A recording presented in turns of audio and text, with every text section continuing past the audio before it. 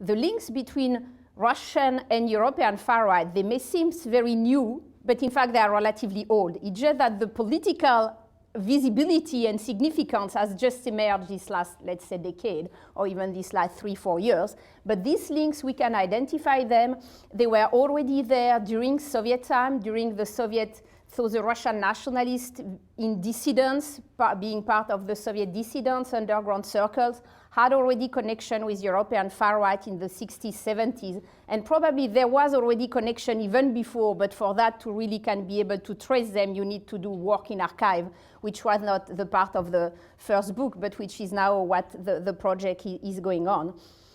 So what we have been trying to do now is to identify, to kind of map these different ideological connections. And so we see several groups of them. The first one is this kind of Soviet, old kind of 60s, 70s Soviet tradition, dissident tradition of some groups that we can call kind of new right groups, so who have been reactivated in the early 90s at the collapse of the Soviet Union, and one of the most famous prominent figure of this far-right trans-European, trans-Russian connection is Alexander Dugin, who has been relatively famous and studied, who has been one of the first in making the connection with what we call in France or in Belgium or in Italy the new right. So kind of far-right intellectual circles trying to recreate a kind of post-fascist ideology for contemporary Europe. The specificities of Dugin, and on that he's a relatively important person, is that he's the one also promoting this Eurasianist ideology.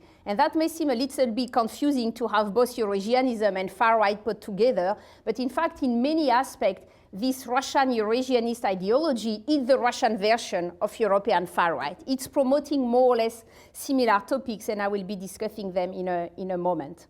Then we have been identifying also other groups that are trying to make this connection between Europe and Russia.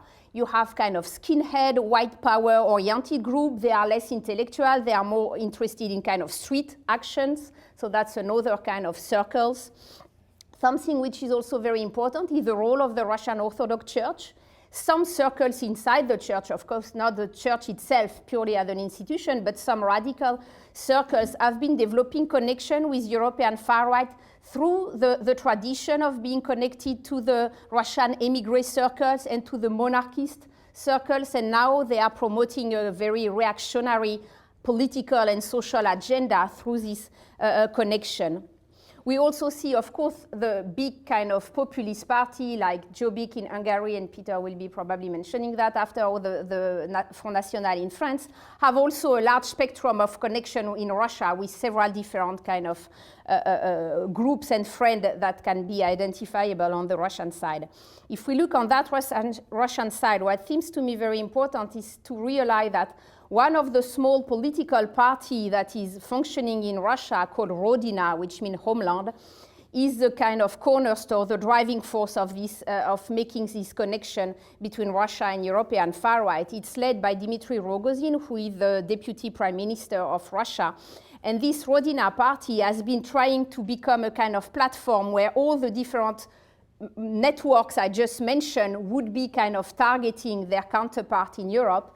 And in 2015, they have been organizing a big forum of all the European so-called conservative forces, in fact, really kind of far-right forces in St. Petersburg, and they will be reorganizing a new one in October. And what is really the big issue for us when we are studying this party is that they have huge connection among European far-right, but they also have connection inside some circles, and they are difficult to identify, of the Russian government and the presidential administration. And that's why it's becoming kind of more political issues.